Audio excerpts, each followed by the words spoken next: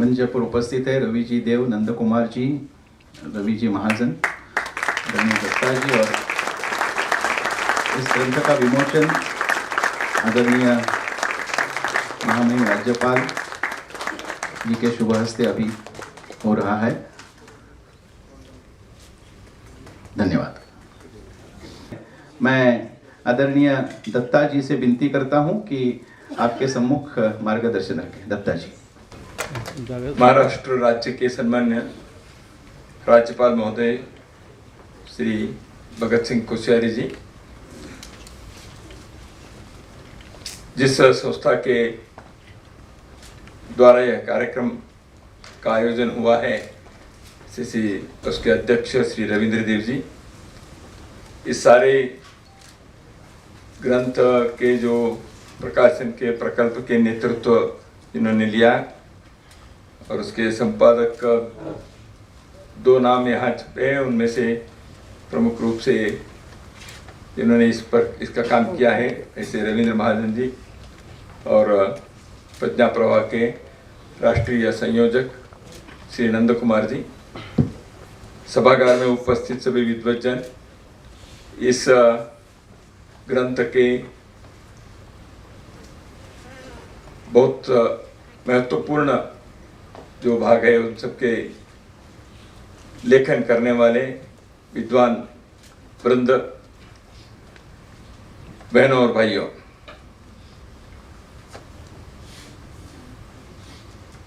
बहुत सारे विषयों के बारे में यहाँ उल्लेख किया गया है।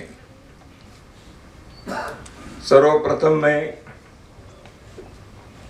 आप सबकी ओर से और समाज की जनता की ओर से इस कार्य को संपन्न करने वाले सभी को, संपादक के नाते जिनका नाम है, वो जिन्होंने इस पे कार्य किया, जिन्होंने इसकी कल्पना की, जिन्होंने प्रकाशन किया, इन सब को मैं सबके तरफ से हार्दिक अभिनंदन देता हूँ, धन्यवाद देता हूँ।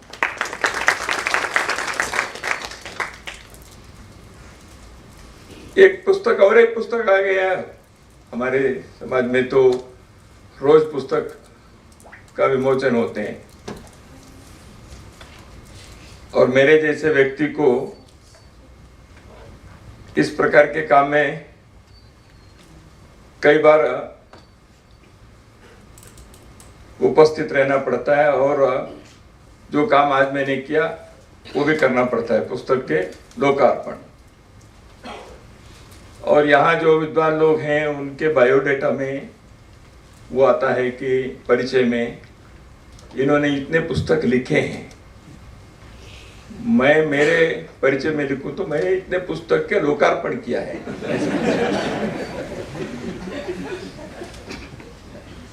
ऐसे हो सकता है,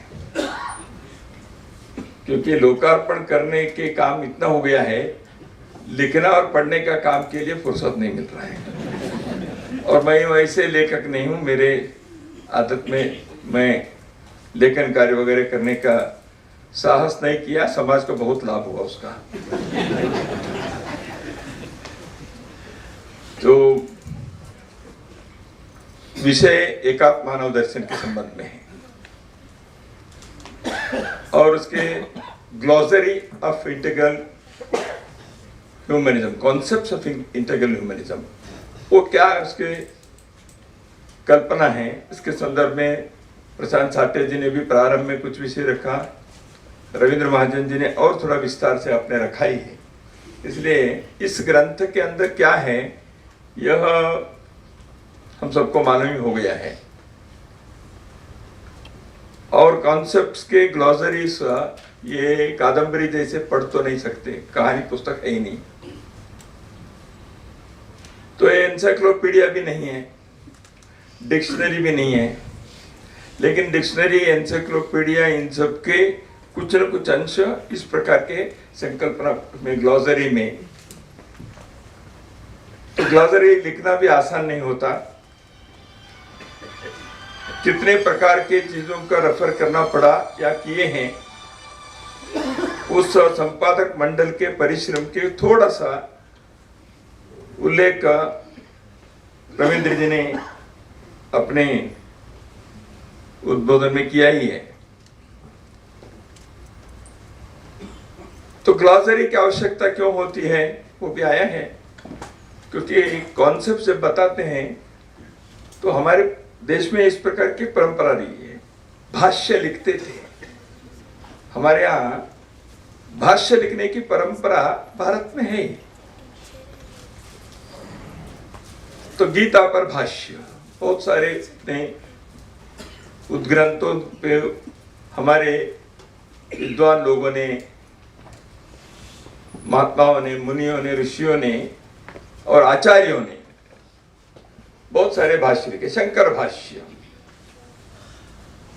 सायणाचार्य, ऐसे कई लोगों ने जो भाष्य लिखे हैं, उस कारण से मूल ग्रंथ में क्या विचार है, किस विषय को हमें कैसे समझना चाहिए, इसका एक ही भाष्य, एक ही ग्रंथ पर कई लोगों के भाष्य, वो अलग अलग कालखंड में जो आए हैं उसमें आपको थोड़ा थोड़ा भिन्न रूप से दिख भी सकता है और स्वाभाविक भी है और होता भी है, क्योंकि मूल ग्रंथ के जो है उसके अंदर के जो एक सत्व है, उसके जो तात्विक विचार है, एक अधिष्ठान है, उसमें ग्रंथ के रचयिता अपने साक्षात्कार से उन्होंने जो लिखा है वह दीर्घकालीन दृष्टार के जैसे लोगों ने जो लिखा है उसमें युगानुकूल संदर्भ से उसको आज कैसे भाष्य करना चाहिए, यह भी करने की आवश्यकता होती है। तो इसलिए वर्तमान युग के लिए कई बातें जोड़कर कहनी पड़ती है। अब कई बातें ऐसी हैं,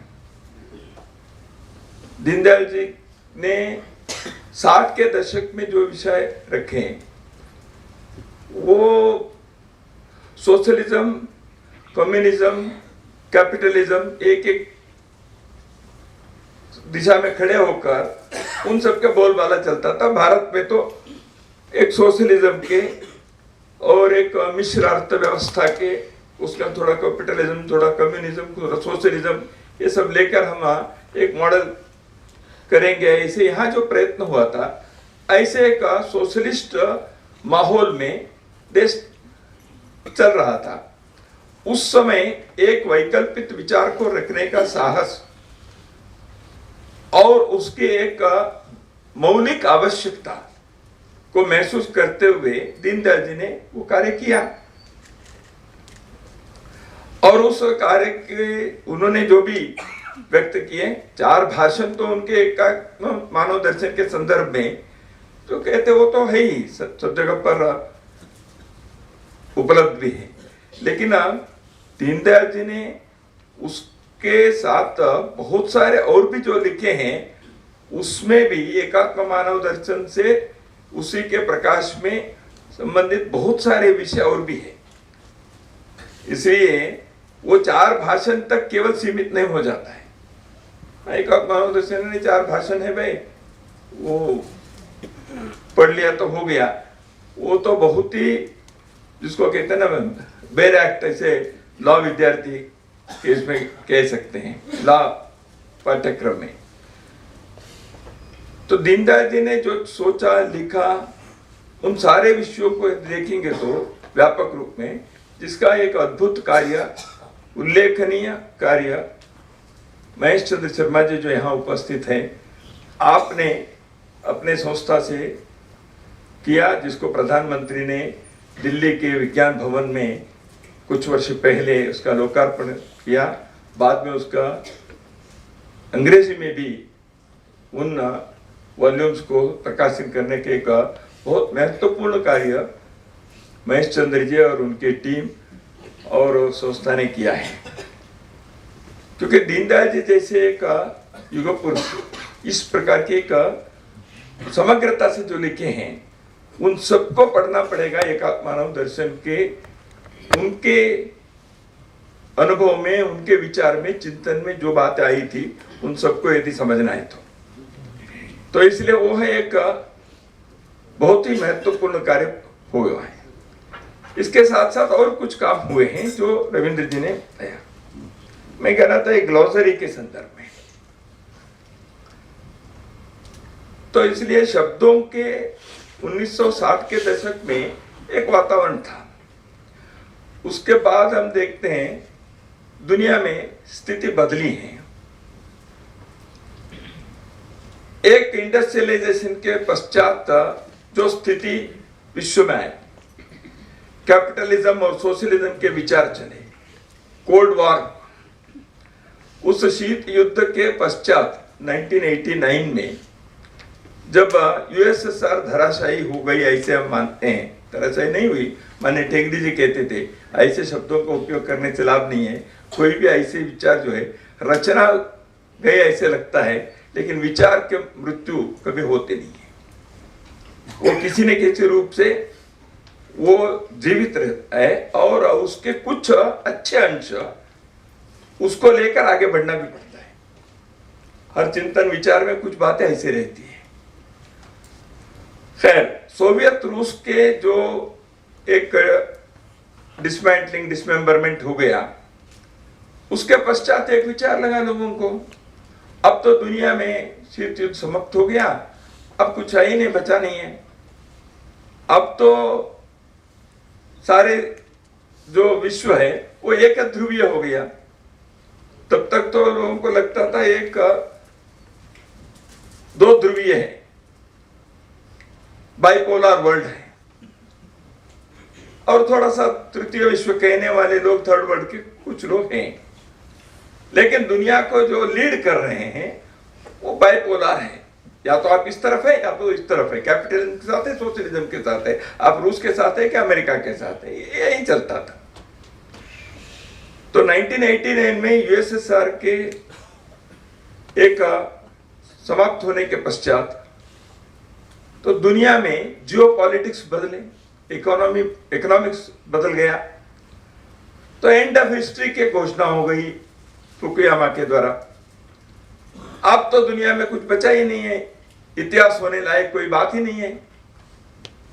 अब जो भी है बोलबाला अमेरिका का चलेगा, यानी कैपिटलिज्म का चलेगा, एक ध्रुवीय विश्व, ऐसे एक सपने दो लोगों ने थोड़ा समय के लिए देखा, लेकिन वो सपने बहुत ही कम समय का था, क्योंकि ऐसे होने वाला नहीं था।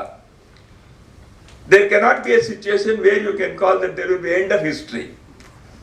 Every generation will create its history, and it will become the part and parcel of the civilizational journey. इसलिए एंड ऑफ हिस्ट्री के कहना ये एक और बात हो गई थी। थोड़े दिन के बाद और एक विषय आया, हम जानते हैं, उसके पहले ही फुकुयामा ने ही अपने बात को वापस ले लिया, दूसरे एक ग्रंथ में, दूसरे एक सेमिनार में बोलकर। तो विश्व में आर्थिक पुनर्विन्यास की, इकोनॉमिक रिस्ट्रक्चरिंग की बात चली, लिबरलाइजेशन, प्राइवेटाइजेशन, ग्लोबलाइजेशन, एलपीजी या गैट के कारण डब्ल्यूटीओ की स्थापना हो गई। तो ग्लोबलाइजेशन के समर्थक करने वाले लोग ही, जोसेफ स्टिग्लिट्ज जैसे लोगों ने उसी के खिलाफ पुस्तक भी लिखे, ग्लोबलाइजेशन एंड इट्स डिसकंटेंट। तो इसलिए ग्लोबलाइजेशन से बहुत हो गया, अच्छा है दुनिया में बॉर्डरलेस वर्ल्ड, ऐसे किसी ने, जापान के एक विद्वान ने पुस्तक लिखी।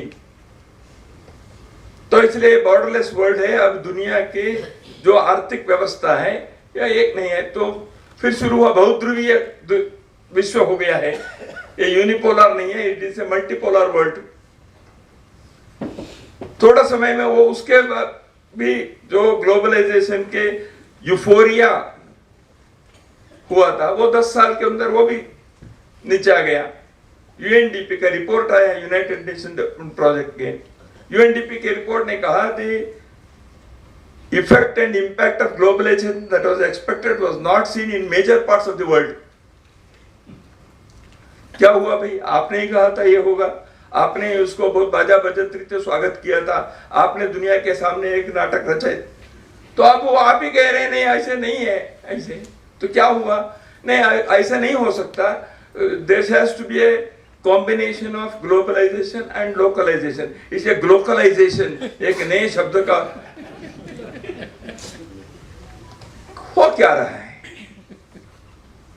तो इसलिए विश्व में एक तरफ जियो पॉलिटिकल सिचुएशन बदलते गया, वो जैसे वो स्थिति बदल रही है, आर्थिक विन्यास के, पुनर्विन्यास के, आर्थिक मॉडल्स के बहुत सारे प्रयोग होते रहे। इसमें विस्तार में मैं नहीं जाऊंगा। इसका सबका उल्लेख करने का कारण यह है, मनुष्य इन सब के पीछे क्यों है। मनुष्य चाहता है, सुख चाहता है। सुख की कल्पना क्या है, किस चीज को हम सुख कहेंगे? क्या वो सुख स्थायी है, सर्वदा मिलने वाले हैं, सभी के लिए मिलने वाले हैं, और मुझे जिस चीज के जितने सुख मिलता है उसकी कोई मात्रा है, क्वांटिफाई है, वो सुख उसी प्रकार दूसरों को भी मिल सकता है? वो सुख शरीर को केवल मिलना है कि मन को, बुद्धि को, आत्मा को मिलने हैं? आत्मा के मिलने वाले सुख के क्वांटिफाई कर सकते हैं तो मटेरियल बेनिफिट को तो कर सकते हैं। इकोनॉमिक्स कहता है ये सारे आपके जो आत्मा, अध्यात्म, इस सब के सुख, ये सब इकोनॉमिकल टर्म्स है ही नहीं आपके। तो इसलिए दीनदयाल जी ने जब धर्म, अर्थ, काम, मोक्ष के आधार पर शरीर, मन, बुद्धि, अखंड मंडल आकार ये सब बातें बताई तो लोगों ने कहा ये कोई इकोनॉमिक्स नहीं बोल रहे हैं, ये कोई प्रवचन हो रहा है। क्योंकि इकोनॉमिक्स में, इकोनॉमिक्स के जगत में इन चीजों का कोई अर्थ नहीं है। ऐसे सोचने वाले, ऐसे चीजों को, ऐसे रचना को खड़े किए लोग दुनिया में अपने आधिपत्य स्थापित करके अपने बोलबाला चला रहे थे। तो इसलिए उनको लगा उसके अलावा जो भी है वो सत्य नहीं है। There is only one God and that God is known to me and that is only one way। ये जो एक रिलीजियस फंडामेंटलिज्म है, ऐसे इकोनॉमिक फंडामेंटलिज्म भी चिंतन के क्षेत्र में हुआ है। इस कारण से इसके अलावा होने वाले कोई चिंतन जो है वो चिंतन का कोई स्थान ही नहीं है। इसलिए भारत के विश्वविद्यालय के बड़े बड़े प्राध्यापक लोगों को भी इंटेग्रल ह्यूमनिज्म का कोई पता है।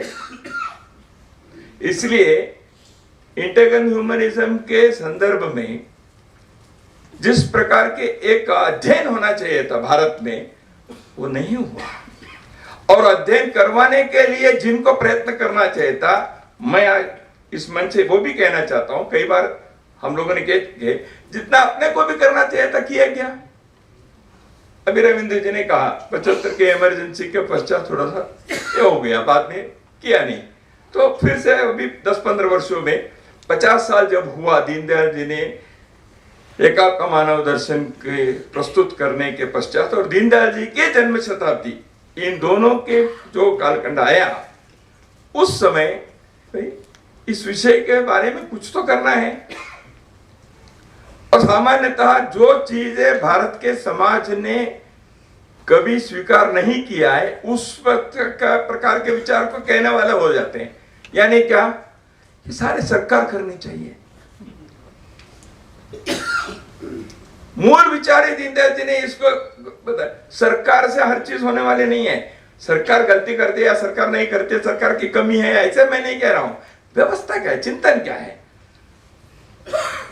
अब हमको देश की शिक्षा नीति सरकार ने बनाई, ठीक है, बनानी चाहिए, क्योंकि आज जो व्यवस्था है उसमें, लेकिन क्या भारत के हर प्रकार के शिक्षा के हर आयाम सरकार के नियंत्रण में रहेगा? क्या भारत के समाज ने इसी को स्वीकार किया था? तो शिक्षा है तो स्वास्थ्य क्यों नहीं सरकार के हाथ में? फिर हर चीज को सरकार के हाथ में क्यों नहीं है? माई बाप सरकार फिर क्यों हम अनावश्यक कहते हैं? इसलिए अपने को सोचना पड़ेगा। दीनदयाल जी ने हर चीज को सरकार के हवाले देने के पक्ष में थे क्या? यहां महेश चंद्र जी बैठे हैं, उन्होंने इस विषय के बारे में कभी बताया लोगों को, उन्होंने कहा भी है। समाज अपने बुद्धि में, अपने आत्मविश्वास पर, अपने पुरुषार्थ पर एक स्वायत्त शासित समाज के कल्पना भी है ना अपने देश में। सरकार के काम है, करना चाहिए, शासन से जो अपेक्षा है वो होनी चाहिए। लेकिन समाज के भी एक काम है, समाज के अपने कर्तव्य हैं। समाज के कर्तव्य यानी कौन करे? समाज के सामान्य लोग जो है रोटी कपड़ा मकान के पीछे लगे हैं, उनसे अपेक्षा नहीं कर सकते। लेकिन समाज के जो सामाजिक नेतृत्व करने वाले, धार्मिक नेतृत्व करने वाले, समाज में भिन्न भिन्न प्रकार से जो कार्य में जुटे हुए ऐसे विद्वान लोग, अब सभी चीज शासन के मार्गदर्शन में, नियंत्रण में, उसके रचना में होनी चाहिए। तो क्या हम ऐसे समाज, टोटलिटेरियन सोसाइटी को चाहते हैं क्या? इसलिए सरकार की भूमिका कितने, समाज के कर्तव्य कितना? इस वर्ष के 15 अगस्त के अपने भाषण में भारत के माननीय प्रधानमंत्री ने लाल किले से बोलते समय एक विषय के बारे में बहुत आग्रह करके कहा। उन्होंने कहा सरकार जो कर रही है वो कर रही है, हम यह करेंगे, लेकिन नागरिक कर्तव्य की बात क्या क्या है, ऐसे उन्होंने आग्रह पूर्वक 5 बातें बताई। ने आप सब अपने बैठे रहो, 5 साल में एक बार वोट डालो, बाकी सब हम सरकार कर लेगी। ये प्रधानमंत्री ने नहीं कहा, उन्होंने कहा सरकार इतने करेगी, आपको समाज को नागरिक कर्तव्य के नाते कुछ बातें करनी पड़ेगी। नागरिक कर्तव्य के जैसे हैं समाज के नेतृत्व करने वाले संस्थाएं, समाज के नेतृत्व करने वाले विद्वान लोग, अनुभवी लोग, इन लोगों का भी एक सामूहिक कर्तव्य है, उनके एक नेतृत्व के, उनकी एक भूमिका है। तो इसलिए उसको भी अपने को अधोरेखित करना ही पड़ेगा।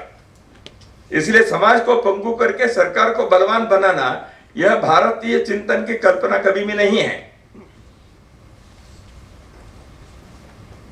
तो अब दुनिया हो गया, उस समय दीनदयाल जी ने जो कल्पना बनाई थी, वर्तमान इसमें इतने जो मैंने बताया 89 में कोल्ड वॉर समाप्त हो गया, बाद में एलपीजी आए, उसके भी होकर ग्लोबलाइजेशन के विषय बताया। ऐसे करते करते करते अब जब दुनिया में आज के भू राजनीतिक और आर्थिक व्यवस्थाएं दिख रही हैं, इसमें बहुत सारे हैं, मैं उसमें नहीं जाऊंगा। आसियान ने क्या किया, यूरोपियन यूनियन हुआ तो उसमें ब्रेक्सिट का क्या हुआ, वगैरह वगैरह बहुत सारे विषय हो गए हैं। अब यूक्रेन और रूस, सोवियत रशिया पुतिन के नेतृत्व में फिर से अपने रीग्रुपिंग करके कुछ करने के इसमें है, वो कितना सफल होंगे, बाकी सभी लोग, ये जो चल रहा है दुनिया में। तो इन सारे संदर्भ में एकात्म मानव दर्शन जैसे चिंतन के क्या स्थान है?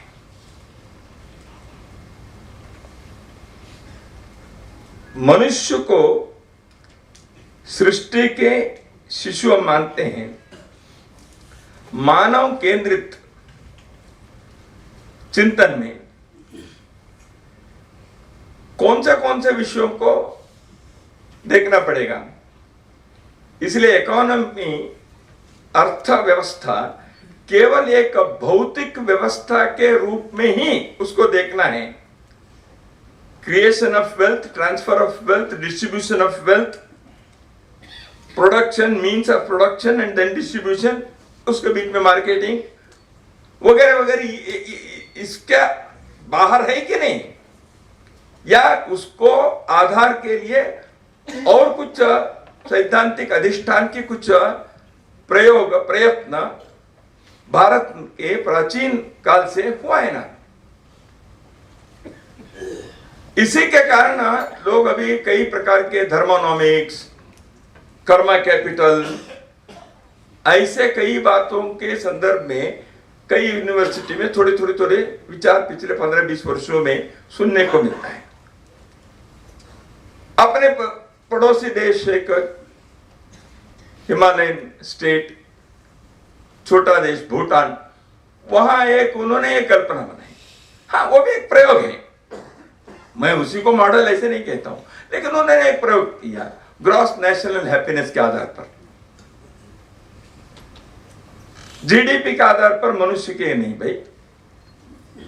तो जीएनएच, ग्रॉस नेशनल हैप्पीनेस, वो उसको कैसे आकलन करना, उसके क्या उन्होंने एक 12 इसके पैरामीटर्स बनाए, उसमें कई प्रकार के उन्होंने शिक्षा है, स्वास्थ्य वगैरह वगैरह। तो उसमें एक है द लेजर, ऐसे एक स्तंभ है उसका। फुर्सत, आदमी को दौड़ धूप ये जो है ना, उसको समय नहीं है। 24 घंटे हम सब बिजी हो गए हैं, बच्चों के लिए समय नहीं है। नहीं भाई, मैं कई लोग शाखा में आप संघ के लोग बहुत अच्छे काम करते हैं होते हैं, तो आप भी आइए। नहीं, हमारे पास समय नहीं है, हम सब खाली बैठे हैं इसलिए संघ काम कर रहे हैं। समय क्यों नहीं है भाई? अपने बच्चों के लिए समय नहीं है। वर्ष में 2 दिन कहीं तीर्थ यात्रा जानी चाहिए, कोई प्रकृति के बीच जाने, समय नहीं है। पैसा है, समय नहीं है। तो इसलिए ग्रॉस नेशनल हैप्पीनेस में लेजर, वो भी एक सुख के लिए, आपको केवल सुख के पीछे दौड़ने से आपको सुख नहीं मिलेगा। सुख के अनुभव करने के लिए सुख प्राप्त करना चाहिए। वो सुख अनुभव कैसे करेंगे आप? घर में 10 लोग हैं, लेकिन 10 से अपने मोबाइल छोड़ नहीं रहे, एक दूसरे से बात ही नहीं कर रहे हैं। वो 10 लोग क्यों आए थे? कार्टून आया था। वो 10 लोग 9 अन्य शहरों में रहते हैं, कोई हैदराबाद में है, कोई मुंबई में है, कोई दिल्ली में है। वो सब क्यों आए हैं? वो सब घर में उनसे नानी माँ से, दादी माँ से मिलने के लिए आए। दादी माँ बैठी हैं, वो दादी माँ से मिलने आए हैं, लेकिन सभी अपने अपने आईपैड, अपने अपने ये करके बैठे हैं। दादी माँ से कोई बात नहीं कर रहा है, क्योंकि हमको अभी 24 घंटे फुर्सत ही नहीं ना। ये मनुष्य को सुख केवल मटेरियल चीजों से मिलती है, क्या भौतिक वस्तुओं से?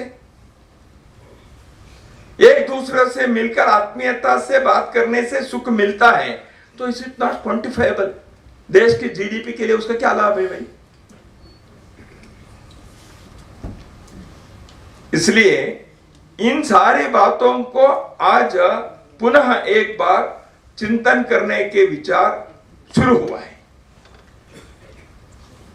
क्या करना पड़ेगा? तो इसलिए अपने देश में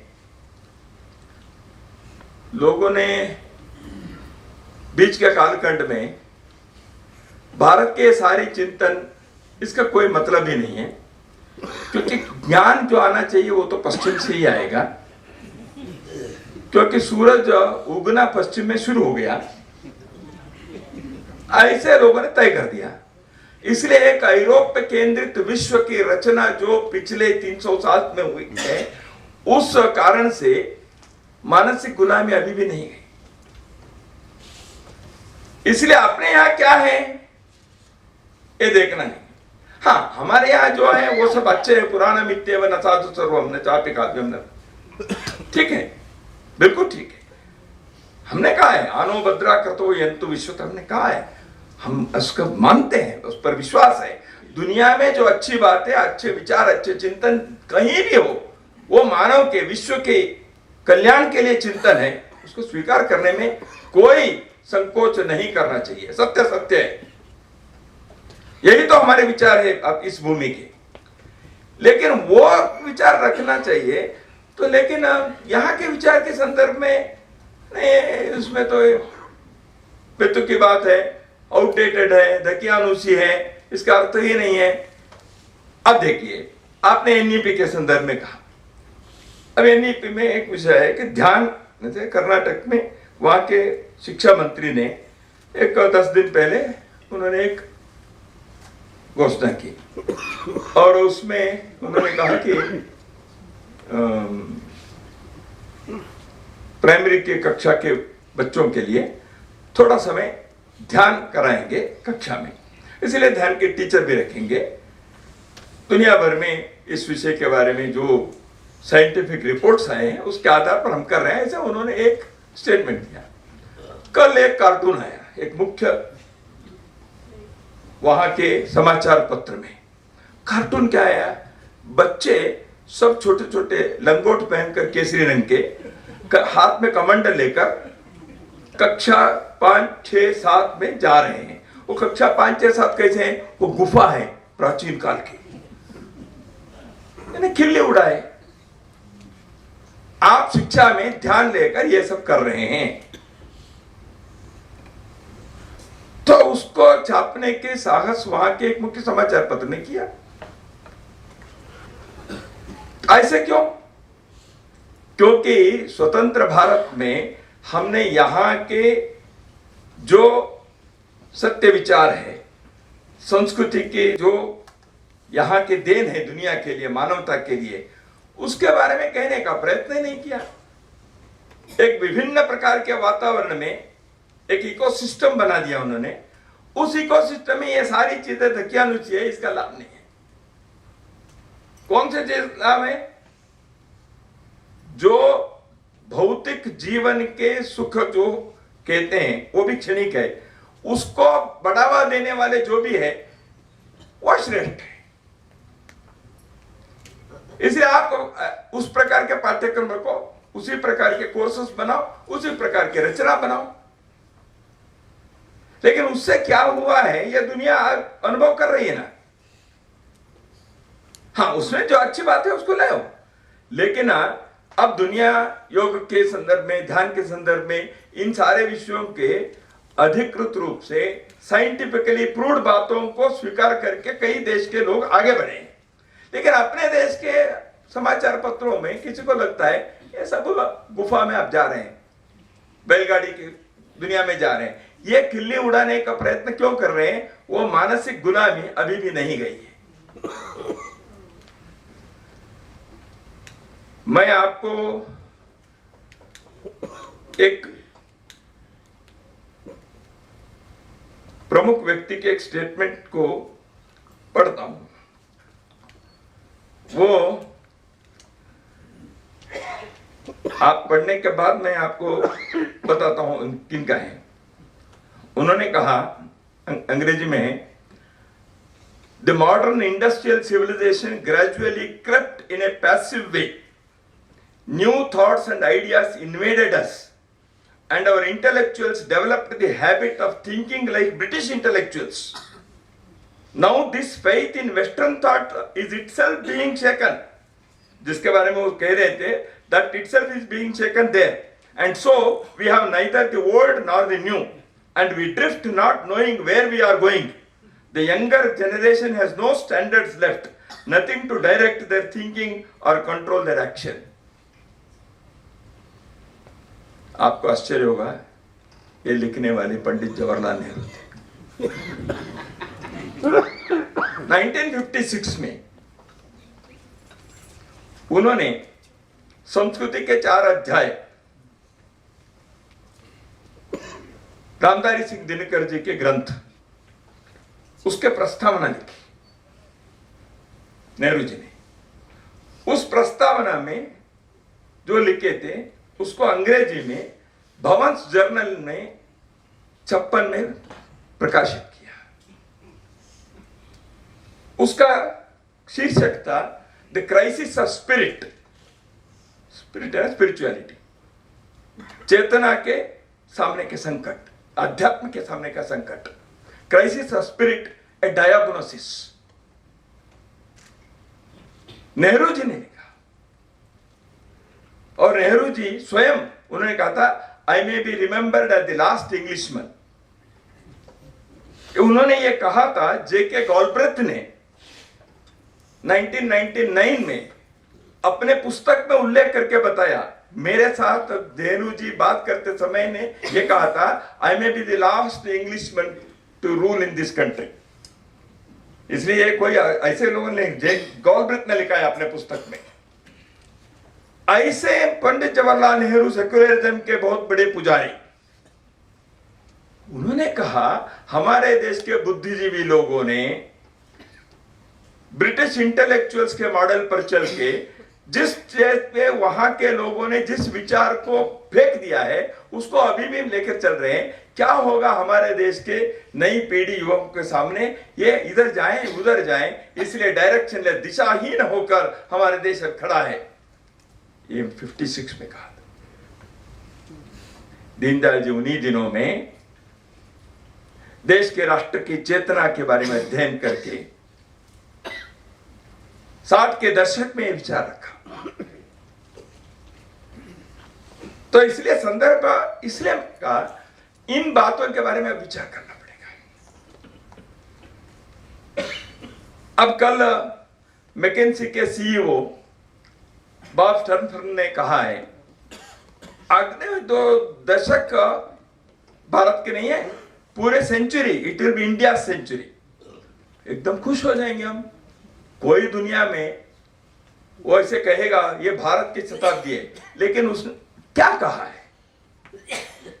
भौतिक जीवन के कुछ विषय, मार्केट के कुछ विषय, इकोनॉमिक कुछ विषय छोड़कर और कुछ नहीं है। उन्होंने और कुछ नहीं कहा। मैकेंसी के सीईओ ने, उनको लगता है India is a good market, talent pool है, दुनिया के 20% ये आएंगे, तो इसलिए टैलेंट पूल एंड मार्केट ऐसे बहुत बड़ा एक कंज्यूमर वर्ल्ड को क्रिएट कर रहा है। इसलिए भारत अब नई शताब्दी के जो है वो भारत की शताब्दी है। यानी दुनिया को देखने के दृष्टिकोण केवल मटेरियल इकोनॉमिक दृष्टि के एक सीमित अर्थ में देखने के कारण इन सारे समस्याओं को हम अनुभव कर रहे हैं। अब कोविड हुआ, पोस्ट कोविड-19 के न्यू नॉर्म्स आएंगे, इसलिए एक नया वर्ल्ड ऑर्डर आएगा ऐसे कहने, और लोगों ने कहा it is definitely going to change, but we can say it will be changing from this, but changing into what we don't know. तो इसलिए बदलेगा मालूम है, कहां पहुंचेगा यह पता नहीं है। इसलिए एक दीर्घकालीन दृष्टि से उस समय पंडित जवाहरलाल नेहरू के उस लेख को crisis of spirit a diagnosis, उसको पढ़ने के पश्चात कांची के महास्वामी परमाचार्य चंद्रशेखरानंद भारती स्वामी जी महाराज ने एक लेख लिखा। उसका शीर्षक था crisis of spirit A solution.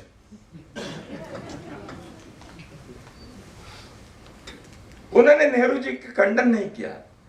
Nehru ji ने कहा है क्राइसिस क्या है, स्वामी जी ने लिखा क्राइसिस क्यों है।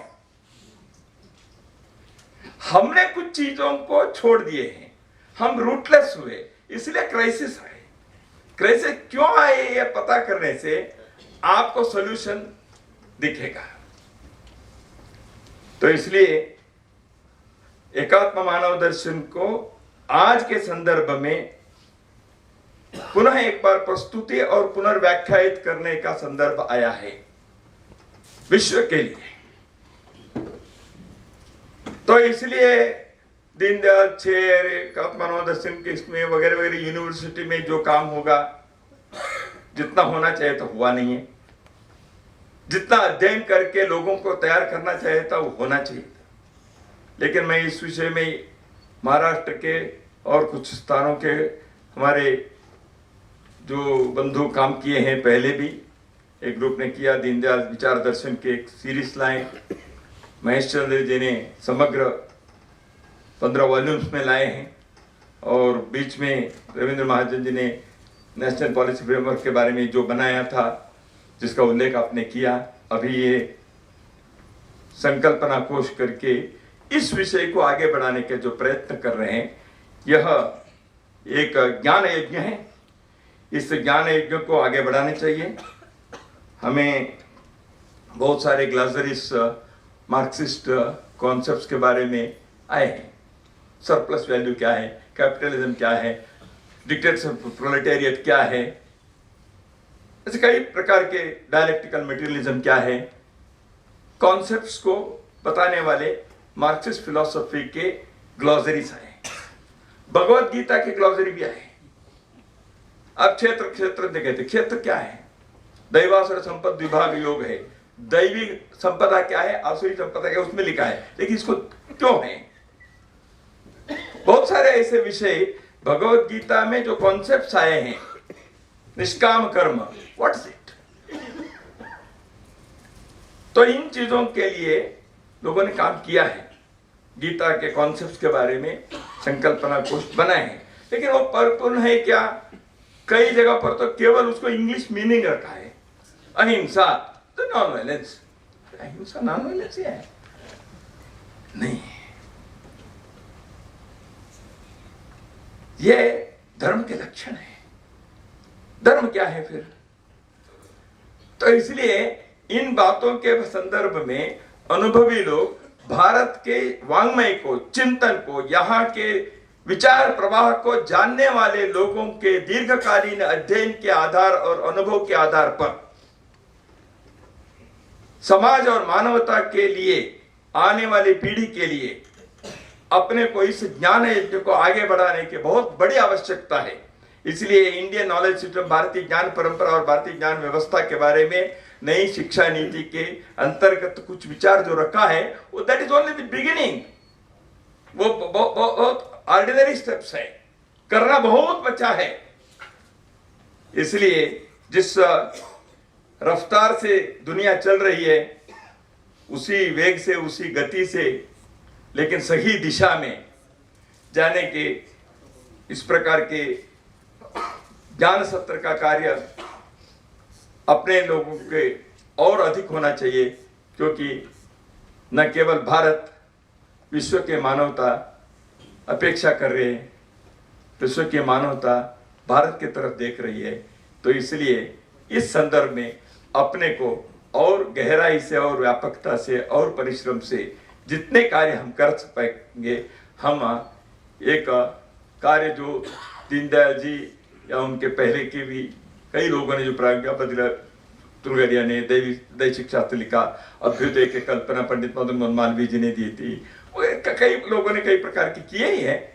तो उस दिशा में दीनदयाल जी और सारे विभूतियों ने जो कार्य किया, उसके सही वारिस बनकर आगे कार्य करने के महती आवश्यकता है। उस कार्य में एक बहुत महत्वपूर्ण पड़ाव आज के इस ग्रंथ लोकार्पण से हुआ है। पुनः एक बार साधुवाद देते हुए इस ज्ञान यज्ञ को हम सब मिलकर आगे बढ़ाएं, यही मैं अनुरोध करते हुए मेरी वाणी को विराम देता हूँ। नमस्कार।